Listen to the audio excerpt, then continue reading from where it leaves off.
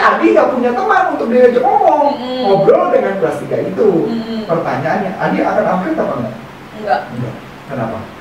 Karena yang komplain sama dia, yang ngasih feedback di bawah. Bukan komplain, dia nggak komplain. Oh ya, yang ngasih feedback.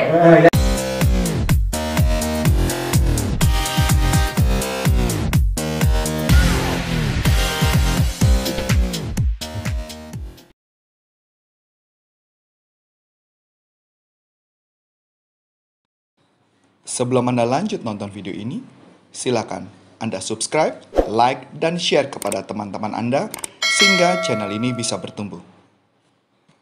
Nah, jadi pelajaran penting buat saya itu sekali. Jadi tinggal dua nih, saya belajar dengan orang lebih hebat atau ya tadi. Per hari ini kali ya, saya di bawah, kan kita kan punya tim sales baru tuh. Saya merasa tim sales saya itu ada problem tertentu kali. Nah, ketika saya melihat ada problem tertentu, yang saya lakukan apa? Saya tadi chatting loh ke salah satu partner kita, teman kita, atau trainer kita yang jago berkaitan dengan bagaimana cara berbicara. Saya komen tadi, aku ngomong sama dia. Dia bilang kaget, dia bilang, kok bisa kepikiran tentang itu ya? Kok gue gak pernah kepikiran ada tentang itu? Gue menemukan itu sih bro, gue menemukan orang yang gagal kebanyakan di dunia penjualan itu karena mereka tidak punya karisma atau tidak punya halo efek. Dia langsung bilang, oh iya, kok gue gak kepikir ya? Nah justru itu, gue merasa, kenapa aku nggak garing? Karena gara-garanya kemarin, Bu Ana itu ngomong begini, kayaknya kemarin dia diomelin deh, sales itu. Sama customer. Diomelin tutup. Ya Bu Ana bilang, mudah-mudahan dia nggak down gitu kan, kata Bu Ana. Ya kelihatan sih nggak down, dia lakukan lagi. Cuman Bu Ana bilang, kenapa begitu ya? Atau mungkin cara ngomongnya ya kaku. Nah dari situ langsung, oh iya ya, aku memang bisa membuat orang itu ngomong jadi luas, tapi tidak punya teorinya, tidak punya tekniknya. Yang jago itu adalah partner teman saya. Kasih tahu siapa? Coach Rahmat Syah. Oh iya. Udah gak? Dia kan jago banget tuh ngomong tuh, pintar banget bagaimana menyampaikan kata-kata dan sebagainya. Menurut saya pasti dia lebih jago, expert dibandingkan saya dalam konteks ini loh. Kenapa nggak saya ngajarin? Kenapa bisa Rahmat Syah? Karena lebih parah macam yang menguasai. Exactly. Berarti pertanyaannya adalah kalau saya ngajarin dia, apakah akan membuat dia bagus? Mungkin iya, tapi mungkin juga enggak. Mendingan saya memberikan kepada Rahmat Syah yang ngajarin, yang sudah pasti hasilnya jauh lebih bagus. Exactly. Benar bukan? Iya.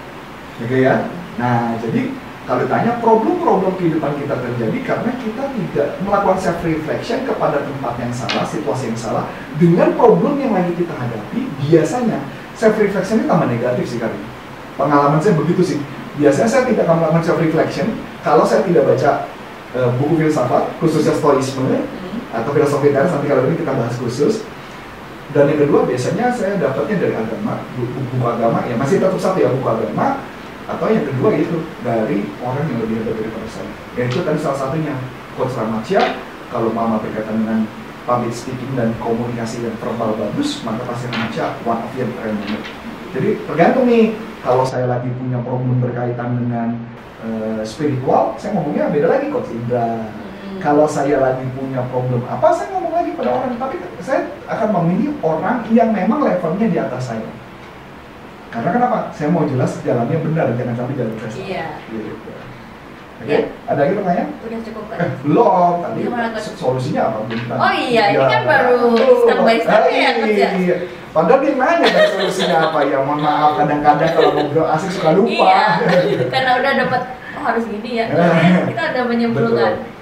Jadi kalau ditanya bagaimana yang harus dilakukan ketika kita selalu dilindungi masalah, sebenarnya gambarannya bahwa manusia pada dasarnya tidak pernah dilindungi masalah sih. Manusia pada dasarnya selalu kena dilindungi masalah, tetapi bagaimana kita menyikapi masalah tersebut. Biasanya orang yang dilindungi masalah karena kita punya opini. Nah ini menarik nih Karin. Jadi kita contoh. Jadi kalau di ilmunya filosofi teras itu atau hukum stoicisme atau di NLP adalah gini, pisahkan antara fakta dengan opini. Sekali lagi, pisahkan fakta dengan opini. Maksudnya apa nih? Ini contoh nih Karin, contoh ya. Ada seorang ibu, ada tajuk berita mengatakan ibu itu membunuh misalnya ibu itu membunuh anaknya. Misalnya, contoh, ini ekstrem nih, misalkan. Atau ada seorang ibu yang membunuh pasangannya, misalnya. Kalimat tajuknya serem. Itu fakta atau opini? Fakta. No, itu opini. Nah, bisa. Nah, ini seru nih. Karin mulai berpikir nih. Kok bisa opini? Karena gini Karin. Faktanya adalah ada seorang ibu, dia mungkin nggak sengaja ketusuk atau mungkin ketusuk, yang benar ada ibu itu menusuk atau ibu itu ada pisau yang tertusuk kepada pasangannya yang membuat pasangannya meninggal. Itu fakta. Tapi kalau menusuk itu bukan membunuh. Membunuh itu opini. Nah itu yang barusan kamu tambahin. Kamu memberi makna. Menusuk itu membunuh. Oh iya, beropini ya saya. Iya. Jadi berita-berita gitu juga Opini semua. Yang membuat kita, makanya kenapa ada satu orang sama lain makanya sering berantem, karena munculnya opini Karin. Sebenarnya kita harus berbicara fakta, bukan opini. Jadi yang benar adalah ada seorang ibu menusuk atau tertusuk atau apapun kena pisau ke sana, itu benar. Sengaja nggak sengaja, itu opini. Setelah mencari faktanya. Iya. Betul dong? Oh, ibu itu lagi motong-motong sayur. Nggak sengaja suaminya lewat, terus ketunjuk. Ya walaupun nggak masuk akal ya maksudnya. Iya, nggak masuk Nah, akal. nggak masuk akal ya. Tapi maksudnya itu faktanya. Nah, jadi polisi itu menangkap seseorang atau memenjarakan seseorang bukan karena opini. Walaupun memang tidak tertutup kemungkinan opini bermain. Yang orang dipenjarakan karena faktanya, bukan opininya. Menarik ya? Iya. Berarti kehidupan kita sebenarnya apa? Opini. Nah, opini adalah segala sesuatu yang kita tambahin bumbu. Ini contoh. Misalkan contoh ya, saya menegur Karin, atau menegur Karin, menegur itu masih opini. Kalau saya merasa saya menegur, berarti itu fakta. Kalau saya yang menegur, itu fakta. Ya, saya berbicara sama Karin dan suara saya agak keras. Ya, sama kayak saya berbicara dengan Karin, suaranya agak keras. Sampai oke ya? Karin merasa saya marah. Fakta opini? Opini. Exactly. Pertanyaan menarik. Suami istri suka berantem, kadang-kadang, biasanya, contoh, suaminya Sumatera, istrinya Jawa Tengah. Iya. Berantem tuh. Suami bentak-bentak dulu. Padahal omongannya emang gitu. Nah, bentak-bentak itu opini. Iya. Faktanya adalah memang suaranya keras. Tapi menjadi istri merasa, kok kayaknya lo apa-apa nyalain gua, lo bentak-bentak gua mulu, kayaknya gua salah terus. Nah, itu yang terjadi dari sebuah opini. Makanya kenapa terjadi perceraian. Karena orang tidak bisa melihat faktanya. Padahal kalau dia lihat ke Sumatera, iya ya, semua orang Sumatera ngomongnya keras-keras. Itu yang terjadi.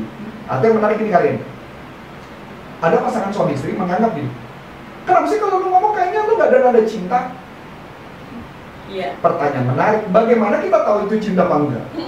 Orang faktanya dia ngomong gitu ya, misalkan dia berbicara gitu kan, pada gitu. Contoh nih, saya ngomong nih, mata saya kan sipit Karin ya.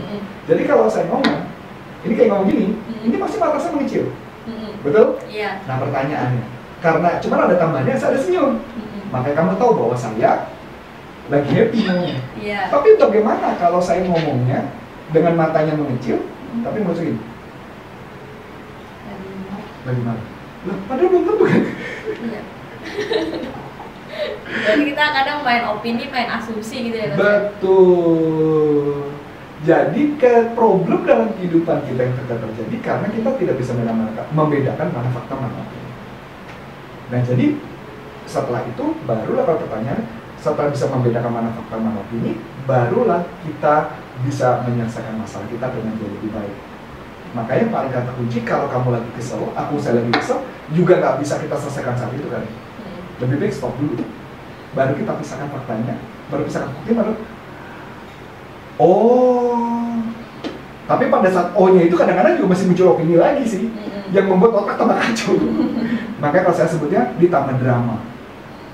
ditambah drama. Karena pada dasarnya manusia nggak bisa marah lebih dari 5 menit sih kan.